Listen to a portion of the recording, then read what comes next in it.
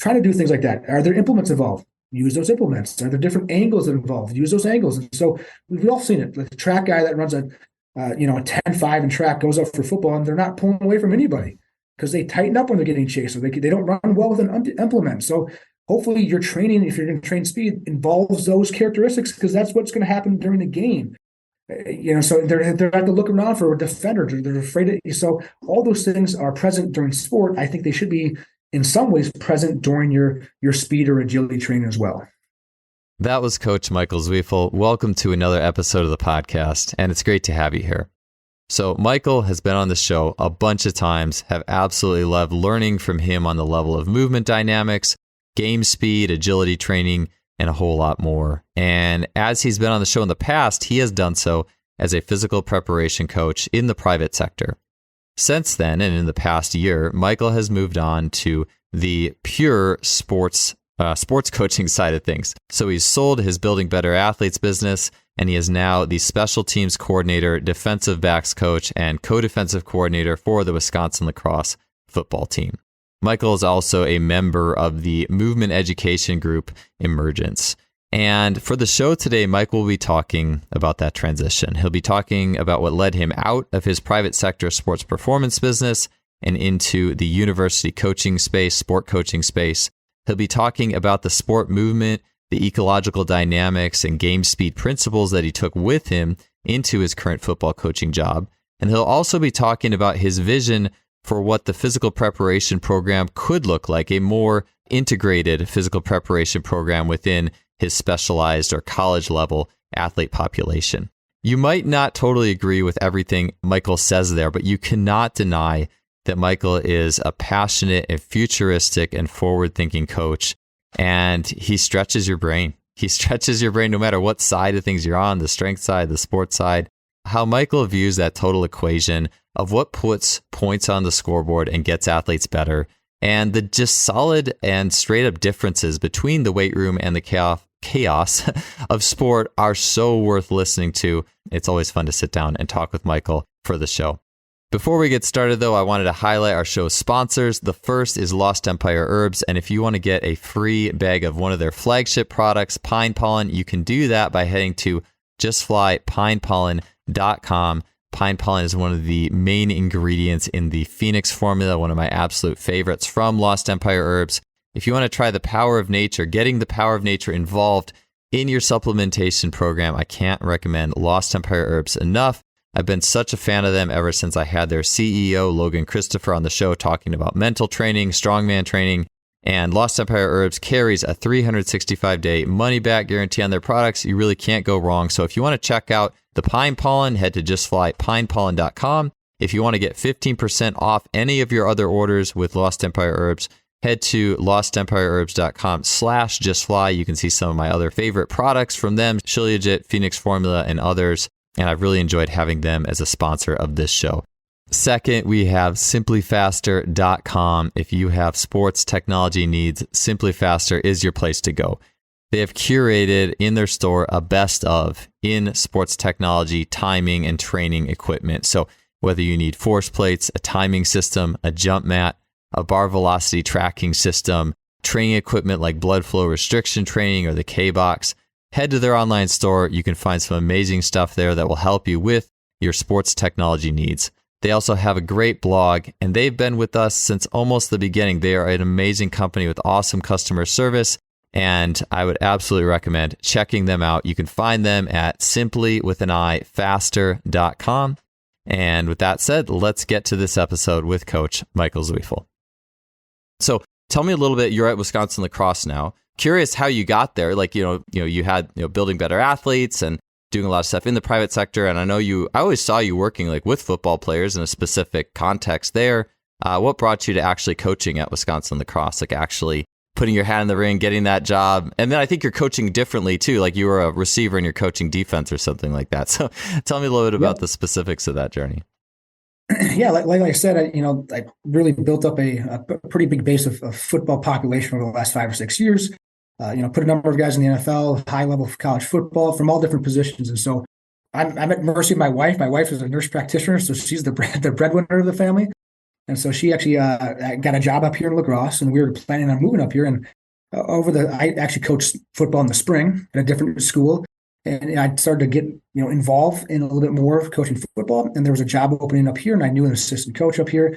There was kind of a late hire, late in July, and it was just kind of perfect timing. And so I know the coach up here. I actually played against one of the other coaches, so they kind of knew my background, and they knew that I was involved with a lot of players in the league that they play in the WIC.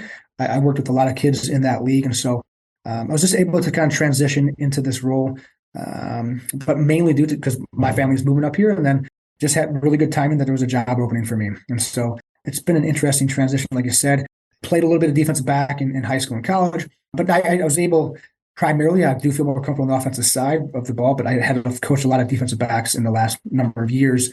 That gave me kind of the understanding or awareness of what I was getting into. So I felt fairly comfortable with obviously the scheme and tactics of a defense and also the technique of a defensive back. So it was a good fit. So I wasn't too far over my head in terms of that, in terms of regards of playing defensive back and defensive stuff like that. But it was a little bit of a transition, that's for sure. Yeah. Now I've thought about this sometimes too, like being so used to doing the strength side of things. How is it? I mean, do you still write the programming for your guys, or does one of the other coaches on the team deal with that? Like, tell me about like that end of it with what you're working on. I'm totally out. And there's talks about we're dealing with NCAA laws now and regulations. So we're trying to work with some things where I could potentially be involved with strength conditioning, not to change my role or whatnot. But right now, no, during the season, I was not involved with any of the strength conditioning. I work closely, or the guy that programs and runs our strength conditioning program, I've worked closely with, and he knows my background. But I kind of wanted to get out of that realm for a little bit and just fully immerse myself in the sport coaching. But there may be some opportunities here in the spring and then through the off season to get more involved with that. Like I said, I kind of got burned out with the strength conditioning we talked earlier. I just lost interest. It just wasn't something for me that I felt was really, really an earth changer in terms of performance, especially at these higher levels. And so I missed it a little bit. And so I think one of the biggest things with getting back involved with football was I had a lot of ideas with skill acquisition, skill adaptation, how practice should be designed, and how we should coach athletes, and how indie periods should be done, and how meetings should be run. And I kind of wanted to put my money where my mouth is and see, if what I'm talking about actually makes a difference. And so I know there's a lot of things out there where coaches will preach certain things about performance, but they're not actually living it. And so I never want to be one of those guys where I'm preaching about, hey, our sport coaches are idiots and they should be doing this with practice, or this is how individual periods should be done, and team period, here's how to make practice or teams better at skill acquisition, but never actually living it myself. And so I want to do that. And the strength conditioning portion that I'm kind of tempted to want to really get back into it is because I would totally overthrow all our strength conditioning. My issue with strength conditioning is that everyone's doing the same thing. So how are you separating yourself from anybody else? And we talked, like, there's no difference whether you do 8 sets of 3 or 5 by 5, or you're doing back squat or Bulgarian split squat. It's 99% the same thing. So you're not giving your team any sort of competitive advantage by doing a traditional strength conditioning program. You're just doing it what everyone else is doing.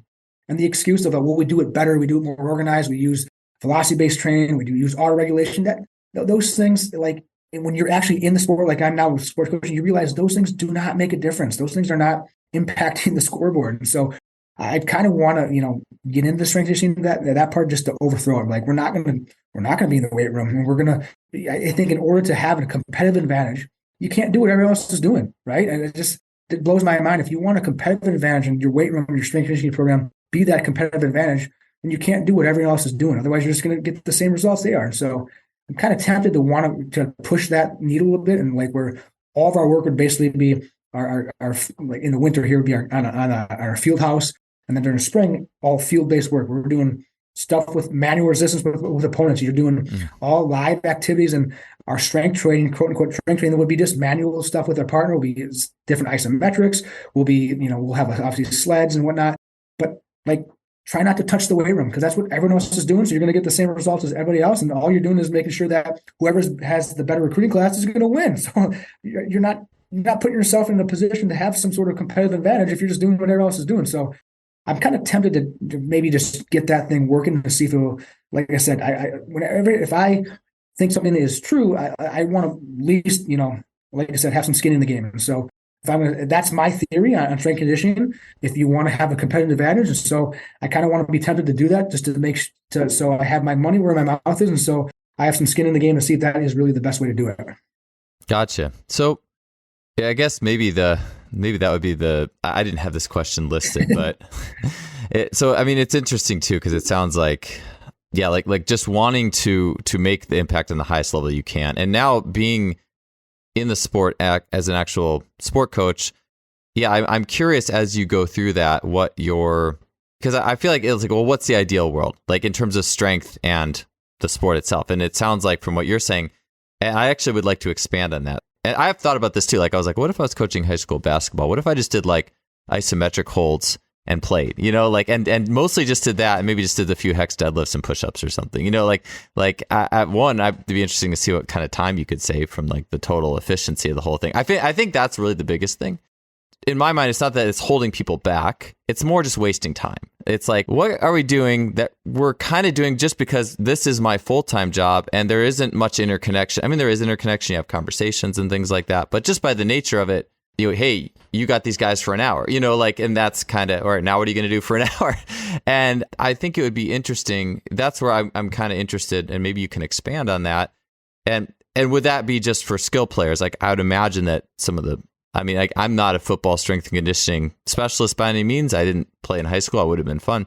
But maybe let's just say for your group, like skill players, like you're saying like the perfect world, like you pretty much wouldn't have them in the weight room. They'd be doing all isometrics, all partner-based stuff. You'd have them do any traditional work, or what? Take me a little bit more through that. What your like if I had my way, they probably wouldn't be touching the weight room. I think obviously there's the benefit of strength conditioning program is tissue resilience, is to add some robustness, to take and withstand obviously the pounding and the wear and tear of a season.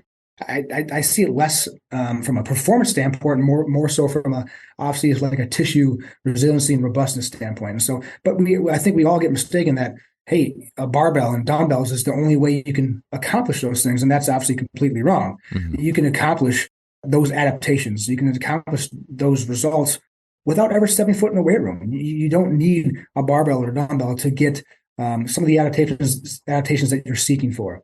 I mean, everything you do in a sport, all those movements have a physical cost. And now you can obviously manipulate those costs by adding weight via vest or resistance.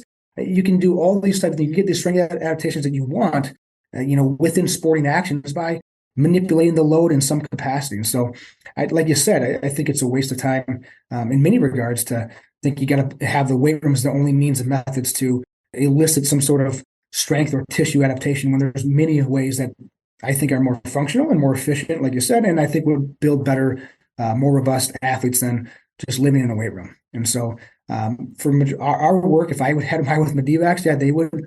Our strength work would be involved of being on their feet, working with or against each other. The only tools I guess I would use maybe be like a sled, a med ball, and a band. So first you can have some resistance, and then a weighted vest. Where we're doing a lot of our strength work or tissue work would be still in many of the similar sporting movement patterns that our athletes are doing. And so I just think we get confused sometimes that the only means and methods of strength adaptation or tissue adaptation is via the weight room. And then I think coaches would be a lot better if they had to require 6 months of getting out of a weight room and finding ways to get those similar adaptations without relying on a barbell that we're also comfortable with. Yeah, I definitely agree with you. I think that people spend way too much time under a barbell year round without question, and especially with volume considerations. But I'm curious, you think about like the pyramid of training, and just like the Bondarchuk pyramid, I reference it a fair amount on this show probably, but like at the top you have the competitive exercises and the special developmental, all the things that are specific, but at the bottom you have the general, like things for like basic tissue health and injury prevention, or maybe doing the opposite of some movements that you typically do a lot of. I mean, would you still be doing, like, what's your thoughts on that? Like body weight circuits or anything for like just general strength, robustness that's not, I mean, you mentioned like a band or medicine ball, things like that. Just curious what your take is on, if this was the perfect world, like what would that bottom, just general health and tissue maintenance look like? Yeah, that would involve some various forms of isometrics, whether it be positional isometrics or just general long duration isometrics. I think those can all accomplish those things. Yeah, that would be kind of the extent of it. like I said, I'm not sure. I'm a huge believer in that. You're going to have like this foundation or base level strength or base level general movement skills in order to kind of then work towards the peak of, more specific. I think that's a little, in my mind, at least my opinion, I think it's a little overblown. I don't think athletes quite need this huge base of general work. I think you can still accomplish many of those same things via isometrics or via specific actions as well, just at different intensities, different loads. And again, you think about a sport like American football, like I'm not too worried about overloading a certain movement pattern because the sport is very, very diverse, and our athletes are being exposed to about every imaginable movement pattern or action that you can think of. And so I'm not too worried about overloading a certain movement with our athletes based off of trying to use more specific exercises. Now you have things like baseball or swimming, like you worked with swimming, Joel, and there might be some concerns about that, but I think there are obviously many ways to combat that, or via that doesn't involve the weight room. So I just think, again, if you want a competitive advantage, in my mind, it seems strange to me that you're just going to continue to do what everyone else is doing. And so I think you have to think outside the box in many of those methods and means. And I think you can accomplish many of those things that we talk about, those adaptations and qualities that we're trying to have our athletes adapt to. It can be done without ever entering a foot in a weight room. And like you said, you can do various types of isometrics that will accomplish many of those things. And you can do that, like I said, efficiently, whether post-practice, pre-practice, on a field, and things like that are much more efficient and effective with your time. Yeah. It sounds kind of like, listening to you talk, it sounds like the outside the box, almost that jumping a level of what people are doing sounds kind of like Tony Holler and Feed the Cats, just even to the point of throwing out the weight room. And it is, I guess I feel like too, working with college or university level athletes, I'm sure they've all been well through the weight room armor building phases early on in their careers. I'm sure that I doubt that you get that many kids who haven't really lifted that much at all. Or I don't know, maybe, Division III, I don't know. But from my experience, it would seem like most of the kids you get are already coming in with quite a bit of weight room experience. Yeah. In today's world, even with our freshmen, they have a number of years underneath their belt in high school weight room. So yeah, most of them have had spent a pretty good amount of time in a weight room. Yeah. So yeah, really interesting with that. And, and with the isometrics too, I do feel like I remember I've had conversations with people who would only train their teams with basically Jay Schrader's long duration isos and then just play. It's funny because if you feel like you have to lift a weight, you'd be like, oh, you can't do that. But you see some of the results that people get just doing that. And I always feel like and it's interesting. Yeah, you mentioned swimming, and it's always was funny and interesting in swimming and track too. And I think this is different because if it's like American football, like everybody lifts. Like name me a football program that doesn't lift weights, right? To be fair, I think it's interesting. Or the counterpoint would say, well, look at the changes that happened with Boyd Epley and Nebraska and things like that. Like, how would you explain that? That introduction of weightlifting and armor building and all that stuff. And I know with skill players, maybe it's a different story. And maybe you could give me your take on that. Now I'm trying to remember where I'm going with this question because I just got So like I said, they were doing, obviously, I think we're going to, you talk about Nebraska, that era was, it was pretty damn dominant even before Boyd Epley got involved. But they were doing something that no one else was doing. So now you're doing something that no one else is involved in. So you have a competitive advantage. Now that everyone's doing that same thing, I think we have to now think outside the box to take that next step. So like I started talking about, so Nebraska took a huge leap. Now they were obviously one of the better teams in the country at the time as well. And they added this new thing that gave them some sort of competitive advantage. But then what happened? Everyone started doing that. And did Nebraska continue to have their advantage? No. So then now everyone's doing that same thing. It's the same shit from 25 years ago, 30 years ago. And no one's taken the next step of, well, if everyone's doing this, then we're all on the equal playing field. If I have a slightly less talented roster, or I don't have the recruiting class or the resources, or now like NIL money, I have to be doing something to give me a competitive advantage instead of just saying, well, we do our program better and more efficiently, and we're more detailed and we track metrics, and like, no, it's still the same thing. Nebraska had a competitive advantage because no one else was doing it. But now, like I said, everyone else is now that everyone is doing that, you no longer have that competitive advantage. So you have to find other ways to advance that or push that envelope. And I just think continue to live in the weight room with 4 days a week, like every program in college football is doing. You're just trying. All you're trying to do is stay afloat with everybody else. You're not actually giving your athletes an opportunity to maybe take that next step and have some sort of a way to gain 10, 15% of that competitive advantage because you're not doing what everyone else is doing. Yeah, I guess, at the very least, and it's funny because to think this being a show that is going to be dominated mostly by strength and conditioning, full track speed. They're like, Michael, you're making us mad, man. I'm just kidding. No, because I'm totally open-minded with this stuff because I get it. And even it's interesting in swimming and track, because with football, it's pretty much like you said, it's par for the course that everybody lifts. And with swimming or track, it's funny because occasionally you'll get someone who just does an amazing feat, like sets a world record, and it's like, oh, they don't lift weights, or something like that. And you can see that someone was able to do something really incredible, but yet they don't do the same thing that a lot of people do. So I think it would be very interesting. It's almost like with what you're saying, there has to be basically a program, a group that does something that drastically different to show that can create the results. And that's one of the things that I love about track or swimming is that you're going to get a diversity. It's an individual sport. You're going to get a diversity with all the ways that people were trained. And then you can dig into that and say, oh, wow, that person didn't need that stimulus. Or maybe that person did use weights and that was a great stimulus for them. And you can really get into and looking at it with an open mind too, not just thinking, oh, well, when that person lifts weights, they're going to be amazing. Like a lot of times it goes the other way, especially with some of those like leaner folk, narrow infrasternal angle type people. Anyways, so with that, so really interesting with that. And I'm trying to think about a good way to take it. I think what let's do is I want to talk about on the level of your movement background. So these being things that movement constraints, how you approach like setting up speed, for example, in a room, spaces. What were the things that you had learned before you got into this full time that really stuck with you? Some major principles that you were able to use, leverage, that really helped you to, especially in working with defense too, because I know you were mostly, receiver. Obviously you played defense, but tell me about some of the principles that you were really able to take from your time coaching speed and movement into sports skill coaching.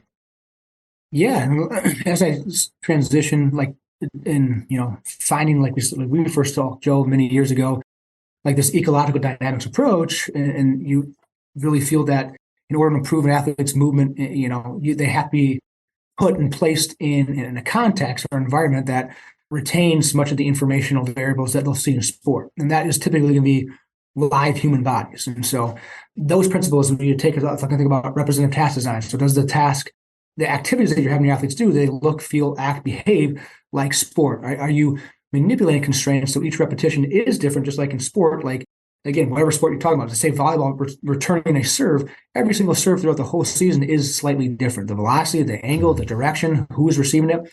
So we're constantly trying to keep those variables, rep without rep, representative task design, manipulating constraints. So my athletes are interacting with rich environments that have many of the pieces, the moving parts, that are specific towards their sporting context. And so when I think about how I design my individual periods with my athletes, I'm trying to retain all those things. So if you think about the sport of American football, traditional individual periods, they call them indie, involves like, think about a running back. What do they typically do? They're like going over high bags, or they're running through like a shoot with the arms. They're going around cones in predetermined manners. There's no information that they're having to interact with. The coach is having the same distance, the same equipment day in and day out. So there's no progression. There's no pushing our athletes' movement skills. There's no interaction with specific information. It does not look, feel, act, or behave like sport. So when I'm designing activities that I get to be involved with, and that typically involves individual periods with my position group and individual periods with my special teams, is that I'm trying to make sure that at least a large percentage of the information that my athletes will have to interact with on the game field on Saturday afternoons is present in my activities. If it is not, I don't feel like I'm improving their skill set. I just feel like I'm wasting time. And so I want my athletes to interact with specific information that they're going to see on game days. I want them to start to become more attuned and sensitive to that information, which will allow them to make better decisions, will allow them to move more effectively and efficiently and more safely within their sport. So what would an average practice look like for you? So guys coming in, what is your session with them? Obviously, I'm sure there's not going to be bag runs and cone drills. Like, just kind of take me through a typical setup and what that would look like. Yeah, so it depends on the practice, but typically I'll just talk about individual periods. So I'll typically get like 10 to 20 minutes of indie periods a day. And that's just like when you're with your position group and your position coach are working on individual skills, techniques, tactics for an upcoming opponent or for our position.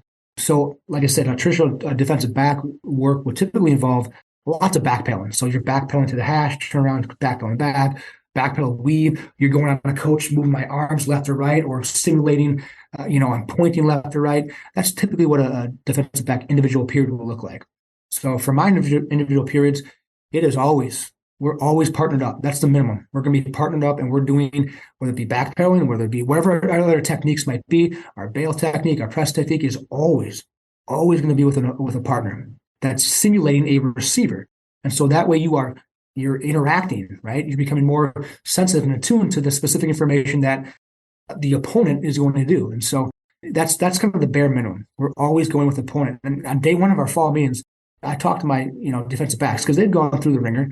They've gone through many seasons where they're probably just doing backpedaling drills, backpedal weave. They're looking at a quarterback who's the quarterback who's just moving their arms left and right. That's kind of what they've done. They're doing cone drills, they're doing ladder drills. That's kind of what receivers and D-backs do their whole career, right? So I told them the first day of camp, we're not doing that. We're always going to be doing activities or drills with a partner, because that's what you guys have to do. You guys are defending a human being who is trying to manipulate you, who is going to manipulate their speed. They're going to try to stem you. They're going to try to juke you out, if you could say. And so we're always going to go against a teammate, because that's what playing defensive back is about. You are reading a receiver. That is where your eyes need to be. So you might as well practice every single repetition that we can against an opponent. Why would you do something on air when in game day you have to do it against a live, living, breathing receiver who's trying to manipulate you? And so our individual periods, again, it's hard to get super in depth, but the bare minimum is we're never going on air. We're never going on cones. We're never going on a coach. They're always against a partner who's simulating or mimicking a receiver. Okay, cool. Got it. So that just major change is that. So always human interaction. And so I guess, it's interesting to think about. So you've spent years doing, I guess you could say, more non-specific training for athletes, where it was more general. And looking back, so in retrospect to just your first year, well, I will say too, what was the results of your year? I mean, points allowed, like those types of things. Like, did you get any tangible metrics to say, yes, this is like helping, like, and to help kind of push that forward? And could you explain a little bit about, how that panned itself out? Yeah. Well, you kind of started on one, Joel, and I'll kind of touch upon the general. And that's kind of, like I said, when we first spoke many years ago, I was definitely like the general agility, which, we talked way back when was like, in order for it to be really agility, they have to be reacting to some sort of stimulus, right? Yeah. And that kind of transpired into, well, in order to really improve our athletes' agility or movement skills, it has to be specific. It has to be contextually specific. And so some of these general agility drills, because they are reacting to human beings, what I kind of found was that it's fun. It can help with, general movement skills, maybe creativity, maybe some adaptability. But in order to really, I think, push the envelope and help our athletes, it has to be the environment has to be specific. So if I'm, let's just say, defensive back, for example, some of the agility drills that I used to show or do isn't going to help a defensive back because the environment, the information that they're interacting with is not specific. It can help. Again, it's fun, and maybe it'll help with some certain elements of movement, but I think the large meat and potatoes of movement, it has to be done in contextually specific environments. And that's kind of, again, where my push and my transition to wanting to get more involved with the sport and the sport coach, I got to, because it's like, I think some of these environments that I was in with my private sector, where I had 10 athletes from maybe 7 different sports, it didn't allow me to really get into the nitty-gritty from each sport and design environments and activities that were specific to each sport. And that's kind of where my football group kind of took off, where I spent more time with them, getting on the field and doing more kind of side projects with those guys, where I was able to get into that specific environments, which need to involve techniques and tactics of those sporting contexts as well. As far as like the results, that's a hard thing to, obviously measure. We had a young team. We led the conference in interceptions, so I think that's obviously a decent starting point for a defensive back, where you lead a conference in interceptions. Yeah, I guess the biggest thing would be, I was actually just doing some post-season review last week and going through fall camp. And again, this is obviously just coaching lens that I was using, and I was looking at during fall camp where our guys' movement skills were at, what are some of their techniques that they're using during fall camp, and then obviously the last week of the year, our playoff game and our practice leading up to that. I was just kind of using that as a lens to see, did we see growth? Sometimes it can be a little bit difficult during the year when you see guys every single day. It's like seeing a child. If you see them every single day, you don't really see them growing. But if you see a kid one day, then 6 months later, you see that. So that's why I was kind of looking back in fall camp to see if there was that kind of growth. And there was. So obviously that's me obviously thinking, or maybe a bias in that sense. I thought I saw some growth with our guys, and we saw some freshmen and redshirt guys that really stepped up and made big steps throughout the course of the year, and played a very valuable role at the end of the year that weren't in those positions early in the year. So guilty, it's a biased opinion, but I thought we saw growth in our guys' movement skills and how they were being sensitive and picking up the information that receivers were giving off, or offenses were giving off, or quarterbacks were giving off. So I feel like there was growth. And that's kind of the hard thing about taking this approach, is that, again, as strength coaches, we want to always feel like there's a set progression, right? That's what we're all designed. There's a progression to it, and that everyone follows the same progression. You go from A to B, B to C. That's one thing you follow, like ecological dynamics, is that there's different time scales in which guys adapt and how they adjust to various skills. And so it's not like after 1 week of doing these drills, everyone's going to be taking the next step. So there's different time scales. And so I got to see and different the time rates and the scales that guys were adapting, adjusting, and improving their movement skills throughout the year. And so that is obviously difficult as a coach, but it's also part of the fun, where you have to continually adapt and adjust your individual programs, your individual periods, and what you're giving each athlete for their skill training and their movement training, in order to try to hopefully best fit each athlete to progress them throughout the season. Yeah. So going back just quickly to all the general stuff that you did, I mean, at what point do you feel like, because I imagine, for younger athletes, like let's just say 9, 10, 11, like maybe even younger than that, like it seems to me that even, I do soccer practice. We play a lot of general fun games, freeze tag before we play, because honestly, some of those kids aren't even good enough at soccer to get the most out of playing soccer. They need to play other games that are simpler to maximize their experience. I'm sure there's kind of a scale from that 5-year-old to up to a 20-year-old in terms of how long and beneficial those general games, until it starts to need, at some point, it needs to start becoming more specific to have its ultimate impact. And so looking back in, let's just say maybe the high school, let's just maybe start there, like middle school or high school realm, you can maybe tackle both. And I'm working with these athletes. What do you feel like is the best thing I can give them if I'm not actually working with them in the sport for speed development? Do you feel like there's much, if anything, at that point, based off of you're working with all ages and then college now? At what point do you feel like it really has to start being specific to be maximally or really impactful? Just give me your take on that spectrum of things. Yeah, it's a great question, Joel, and a great point. And like I said, I own a sports performance facility, and for our youth, middle school, early high school, it was all general. Just my interest became more specific to football, and that's kind of obviously why I transitioned the way that I transitioned.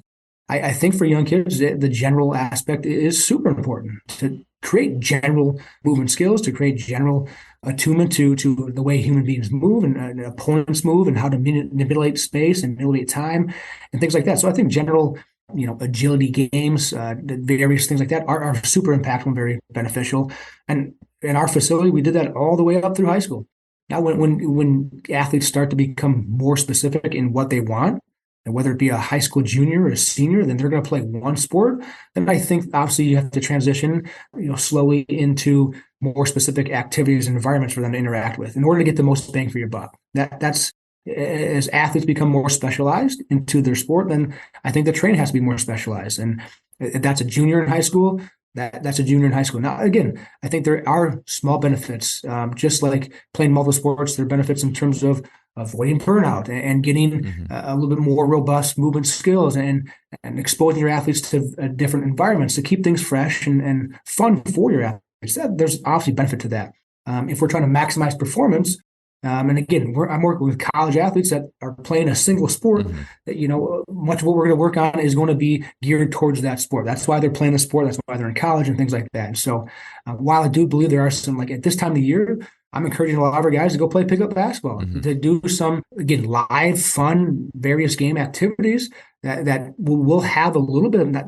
Again, I don't think playing pickup basketball is going to help any of my guys become better football players. I'm not going to say that, but it is a good way to offset some of the wear and tear, some of the grind of always being focused and concentrated on football. I think there are benefits from that from a mental and psychological standpoint, much more than there is from like a physical standpoint. Like I'm not going to sit here and be like, well, my guy's playing pickup basketball, now they're going to be better defensive backs. I don't think that's true at all. even though that is agility, even though that's another game. But I do think there are benefits mentally and psychologically from doing that type of thing. And so it just depends when your athletes become more specialized and focused into a singular sport, then you can maybe transition a little bit of that focus of your movement skill work to be a little more specialized. But I'm with you, Joe. If I got a middle school team or an elementary school team, it is going to be all general. It's going to be just fun games. I want engagement. I want fun. I want them to move in a variety of different things. I want them to engage. I want them to interact with live, living, breathing environments as much as possible, even if that's not specific. Yeah, it is interesting too, watching some of that age group, middle school and high school, come in like an open gym setting. For those who do in the gym that I'll train athletes out of. I don't train these athletes, but I'll observe, and it's kind of funny. It's like Austin Jochum has said, what do you praise? Do you praise the wonder at max, or do you praise like the good decision making? Even if it's just like I'm a private sector gym and I have games. And I think it is becoming more popular for private sector gyms to offer games alongside the speed and the strength type development. But I'll see athletes who come in, it's like they just want to hit a wonder at max, because in some ways, like that's that in comparison to sport, to me, that's the easy thing, to get just generally psyched up and improve at a movement that maybe you've only been doing for 2 or 3 years, and it's a little bit easier compared to a sport that maybe you've been playing for 5 or 6 or derivatives of it for 7 or 8 or 9. And I think maybe it's human nature to find those things that are easy to level up at. But and it's easy to track. It never changes. Like, here's the sport of football. Every year is going to adapt. Offenses adapt. The point that you're playing changes week to week. It's hard because you don't get like that concrete, like, well, this week I played like at a C level. The next week I played a C plus and I went to a B. You don't have that consistent tracking like you can in a weight room, where 45 pounds is going to be 45 pounds no matter where you go. So if I improve my bench, you can track that in a very specific, measurable way, where performance in sport is always changing and always adaptable. Like, again, your point from one week to another changes. Next year, we're going to see offenses that offer things that are very different than what our guys saw this week.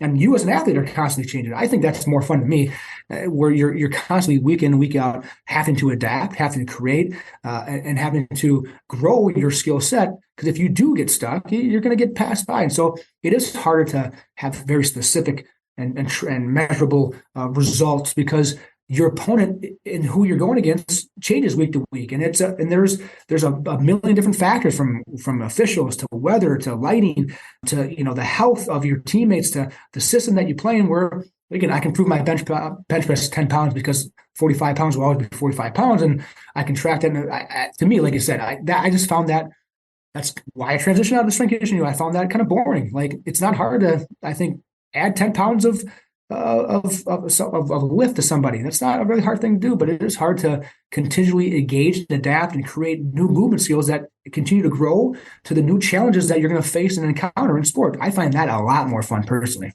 Yeah, it's definitely, the chaos of sport. It's almost, it's something that you can write down how it's different and chaotic. It's almost like a spirit of it too. I mean, you feel it when you're playing a game. Like, you can't control it the way that, and I think it is so much easier to control a weight. Yeah. Okay. And even for me, like, I wasn't as, it is funny going back and thinking about these things. I mentioned this, like, I wasn't as good of a basketball player as I was a track athlete. And track is probably more complex than lifting a barbell. You run and jump over hurdles or high jump. There's more complexity going on, but it's still way simpler than a basketball game. With a basketball flying around and me trying to figure out mentally why my shot won't go in or does, like, it's just, that's even just the base level of things. So it's interesting to think about. I think almost the mindset there can be, I shouldn't say there is, but there can be a mindset I think that can go into it.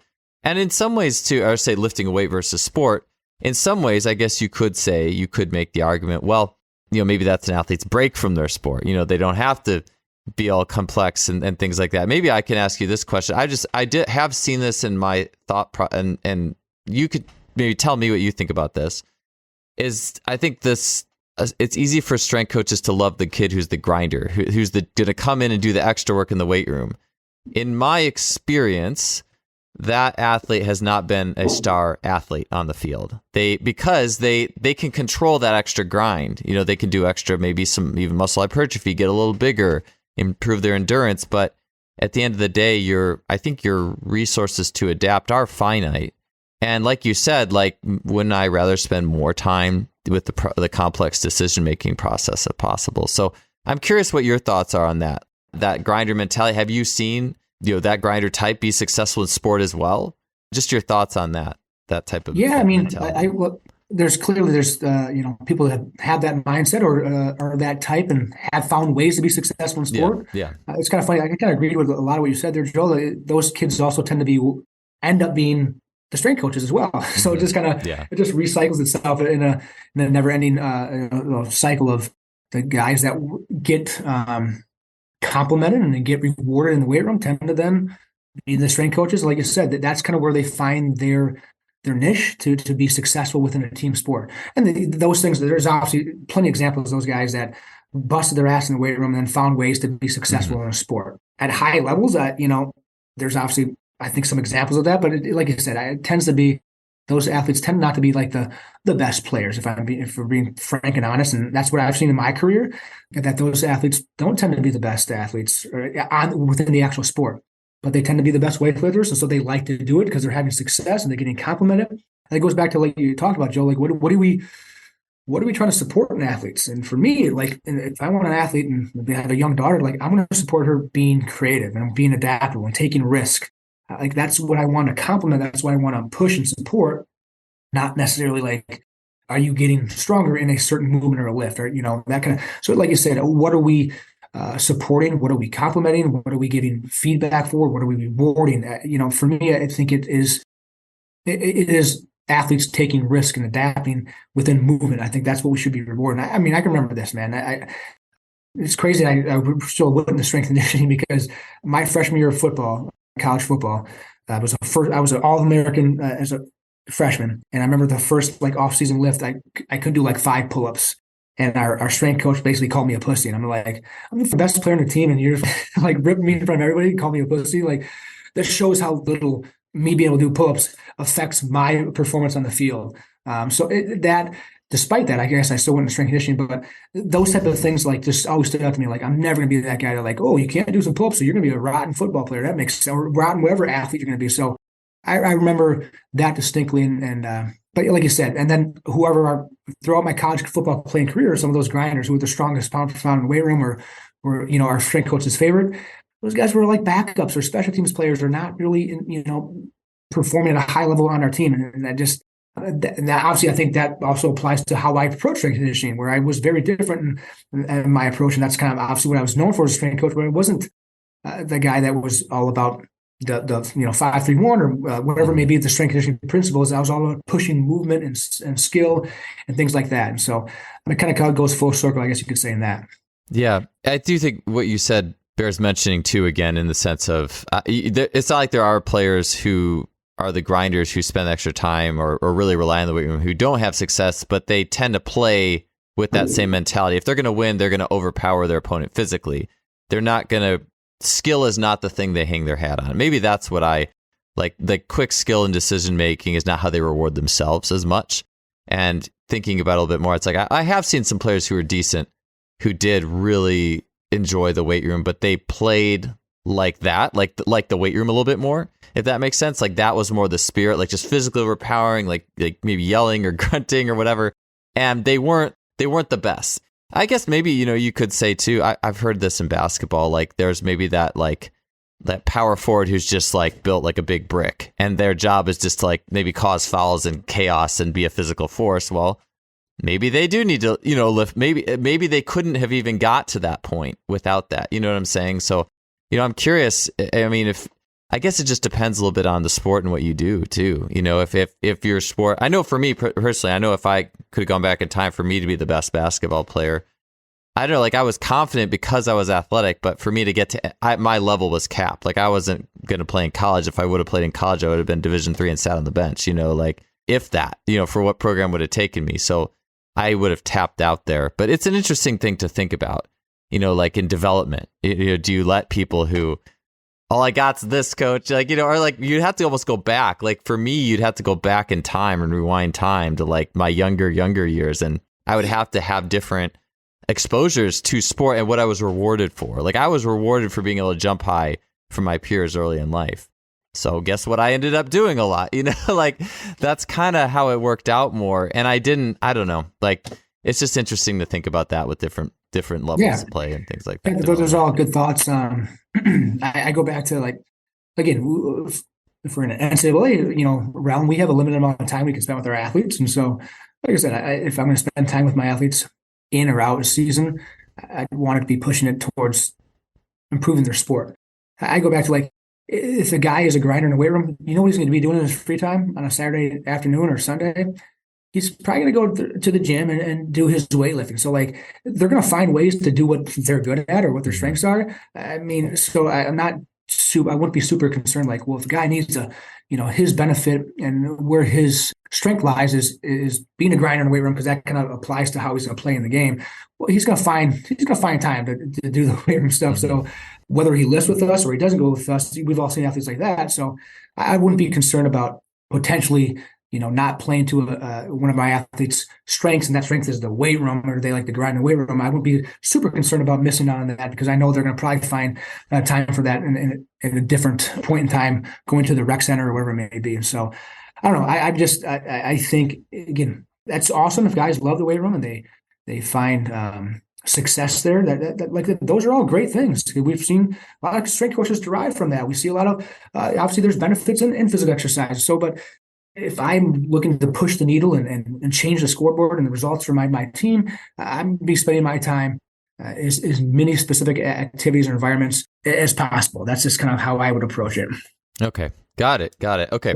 So just closing thoughts, it's interesting to think about. I mean, everything is always going to evolve. It's interesting to think, how it is now is how it's always going to be. There's always going to be the strength coach and the sport coach, and there's always going to be, Monday, Wednesday, Friday lifts for 60 minutes or however many, it is interesting to think about that evolution. But with that in mind, I'm a lot of people listening, still in the world where, let's say I'm training speed with a group of high school football players or something like that. It's our speed day or, speed development, and I want to give them their best shot at sorts of transfer. It's interesting to think about what moves the needle. I mean, obviously I want to get them faster, more reactive. I mean, just anything, maybe anything goes answer for people working with these sports, like learning the sport itself. I mean, obviously until you're the actual coach or sign up to be the coach, go sign up to be the coach. Just things that you think move the needle the most. Like if you were to say, even if it's, obviously, we've talked about how much impact, but I can do any sort of speed, not bound by the NCAA rules or whatever, can use implements or not. Just what your take is on things that move the needle the absolute most in a program that is not the sport itself, like speed training, speed and performance. Yeah, if you're looking at speed, like I said before, I felt like a representative task design type thing. So does the activity that you're doing look, feel, act, behave like the sport that they're training for? So for example, football, I think in order to push the needle with speed, then you put your athletes in activities or environments or tasks that they might find themselves on a Friday night or a Saturday afternoon or a Sunday night, right? And so that might involve with an athlete carrying a ball, being chased at a certain angle by somebody trying to reach the end zone, right? It's as simple as that. It's not earth-shattering. Like just design an environment or activity that looks, acts, and feels and behaves like football. That's all there is to it. So like a couple of activities we might do, like running backs, getting a single file line. We're going to take a handoff. We're going to have two linebackers or safeties outside the hashes, and you're going to try to split the hashes and try to score, let's say 40 yards. So we're working on max velocity. That's what you're after, Joel. And then our linebackers, you're going to take your initial drops and then say it's a draw. You have to pursue that running back. And so we're opening up space. If you want to train max velocity, then open up space, open up time to allow your athletes to interact with that space and time. And there's no you have to run directly straight. You can curve away from, obviously, if one defender's closing more so than the other defender. You have to see the angles of the defenders. The defenders are trying to now match the angle to obviously cut off the running back or the offensive player before they reach the end zone. So just try to design or create environments that are kind of like football. And if we're after max speed, then you're going to open up that space, right? Pretty simple. Like one activity we'll do with receivers and D-backs, and a receiver catches an under route. And we put a defensive back in a trail position. So they have to catch that ball with the D-back trailing them, say at the 40-yard line. So they're catching it under, and they're running the sideline. If you get cut off, if the defensive back cuts you off, then you can put on the brakes and cut back against the grain and go underneath the defender and go cut back against them and try to score that way. And so it just involves designing activities that simulate the sport, that are like the look, act, feel, and behave like the sport. And we've done tests like this. I mean, one argument that I've gotten from a strength coach well, they're never hitting their max capacity if they were doing a fly 10, right? So they're not running at full capacity because they're carrying a ball, because they're getting chased, because they have the helmet on. So they're never reaching the full speed that they would during a pure fly 10. And I've tested this, and that's not true. Like some of our guys run faster. Some guys run faster when they're getting chased or they're chasing people. Some people run faster with an implement. And guess what? During sport, you're carrying an implement. So you running without an implement does not make you faster carrying an implement. So might as well train speed with that implement. It only makes sense, right? And so I've had that argument. Well, the ground reaction forces, the ground contact times, the speed, the fly 10, the actual max velocity they're hitting is not the same if you're doing on track spikes on a track with a 30-meter buildup before that fly 10 is not the same. And I've tested it and I've trained this, and it in 99% of the time it's the same thing. So if you're going to be all geared up because on a track you run a 1.00 fly 10, and on a football field carrying a ball they run 1.005, that's the same thing. But we're actually getting the benefits of doing things in a contextual environment, which allows much greater transfer. So trying to do things like that. Are there implements involved? Use those implements. Are there different angles involved? Use those angles. And so we've all seen it. Like the track guy that runs a 10-5 in track goes up for football, and they're not pulling away from anybody because they tighten up when they're getting chased, or they don't run well with an implement. So hopefully your training, if you're going to train speed, involves those characteristics, because that's what's going to happen during the game. So they're have to look around for a defender. They're afraid of. So all those things are present during sport. I think they should be in some ways present during your speed or agility training as well. Cool. And again, Joe, what I said there, I don't think it's earth shattering, is it? I don't think it's like, instead of just getting out the timer to run fly 10s, like have somebody chase somebody while carrying a ball at a different angle with a goal, with an end mindset. Again, in football, it's I'm trying to score a touchdown. So use the end zone and have an opportunity if a defensive back overruns it, they can put on their brakes and go score. And like you've seen this in college football. It's crazy to me. Like they have obviously the GPS monitoring on a lot of the high level athletes and college football teams.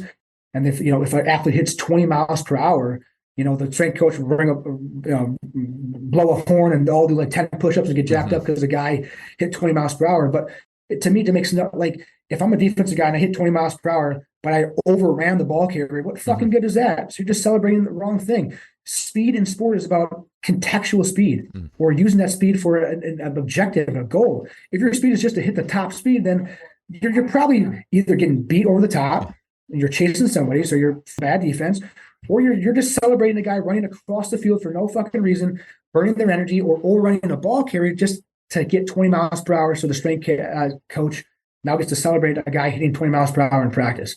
So you have to have a context behind the speed that athletes are trying to hit and trying to attain, rather than just we have these standards of speed, 20 miles per hour. We're going to celebrate 20 miles per hour. I can only see it like in a practice one time, a defensive back overrunning a play across the field and letting a cutback happen and an offensive guy score, but he hit 20 miles per hour. So the strength coach is celebrating while the defense corner is like, what are we celebrating for? We just let a touchdown. I can just see that happening in a college practice because we're so geared on hitting a certain speed without the context being involved. And so I don't think it's really hard to include some sort of context with your speed work. Yeah. I don't remember Kieran and Flatt and Eric Corum were talking about that back 3 years ago when they were on, just how the highest speeds, their highest team speed ratings were a lot of games where their team got their ass kicked and they were chasing people. Chasing guys down the field, right? And so chasing people down the field. Yeah, I think there are ways, like all those skills, whether it be speed, agility, and like I said, strength. We can train all those things in much more contextual things. And I think that allows for greater transfer, greater efficiency, better use of our athletes' time. So I think that all those things are feasible if you are creative, and you have to have a pretty good understanding and base knowledge of the sport that you're working with, and you have to know the tactics and the techniques and the schemes of your team. I think can go a long ways in doing those things. So just as you can train speed on a field with contextual information or implements being involved, or you can break down the game and just try to have little snippets or pieces of the game involved with your speed work, you can do the same thing in your strength work. And that's where I think the next step would be, if a strength conditioning staff would just be like, we're going to get out of the weight room 50% of the time and do our strength work in contextual things where what is strength like in football, offensive line? I am moving a physical being that is adapting and changing shape. Do you think a bench press is really helping you with that? That it's going to help you run block 285-pound defensive lineman that is trying to adjust his movement. He's trying to change his pad level. He's trying to change his body shape. Do you think a bench press is really having a lot of transfer to that, even if you're adding 20 pounds to it? So you can train strength in specific activities and environments. I think it just involves getting out of the weight room and studying the sport more. I think the strength coaches study the sport more instead of studying the Russian textbooks and 5-3-1 or conjugate method, whatever it may be. I think they spend more time studying the sport. They could be like, all right, we can train strength in a sporting activity environment via the manipulation of strengths, via using opponents, via using some more creative modalities of resistance than they would get out of a weight room. That's just my opinion. And I think if I was at a school that would have, didn't have the recruiting budget or didn't have the resources of some of my conference opponents, that would be my first step, is to get out of the weight room. Because again, like I said at the beginning of the podcast, if you're just doing what everyone else is doing, which is you're going to lift 4 days a week and you're doing approximately the same thing, you're just staying on par with them. You're not giving yourself any sort of a competitive advantage or any sort of way for your athletes to potentially be better than your opponent. So I think getting out of the weight room and trying to find ways to contextualize your speed, your agility, your strength work, I think is a next step for a lot of programs to take that, find a way to overcome some of those disadvantages that a program may have. Yeah. Yeah. I mean, I think that it's just more about things becoming more integrated and efficient over time. It's just like when there's so many different things going on, that at some point it's going to get a little bit inefficient or, potentially a lot. So yeah, I've always, even just for me, just getting out of the weight room, just myself and going and sprinting on the track was always just amazing. Just, being outside, being in some chaos, you think too, like some of that type of stuff helps remind us when we were kids and we're just playing, just having fun, playing games, being in chaos. So good stuff, Michael. I think we got through all our questions here. It's really cool to see your transition into sport coaching. And we've had a few of these. I know Rachel Balkovic. She's not even a hitting coach. She's like in manager land now. She was strength coach to hitting coach to manager. So it's just cool to see your evolution, and it'll be interesting to keep up with you as you keep going. And maybe we'll see that at someday, that isometric sled medicine ball based system for the D-backs. So keep me updated on that. But thanks for coming on the show today, man. Appreciate it. Thanks, Joe.